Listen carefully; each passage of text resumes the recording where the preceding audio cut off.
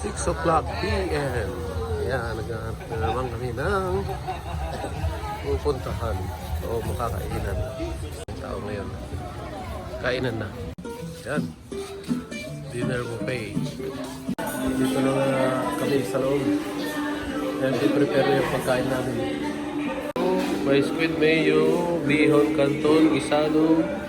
So, fish is beach fried chicken, pork tipan, tomato yun, onion mushroom, steamed oyster. Yan, paubos na yung mga pagkain namin. Hindi pa dumarating yung iba. Lalo na yung pulutan para dito. Ayan, ilaw na. Ito mga kabayan, katapos lang namin kumain. Ubos lahat. Simot kasi puro gutom kami. Fire performer.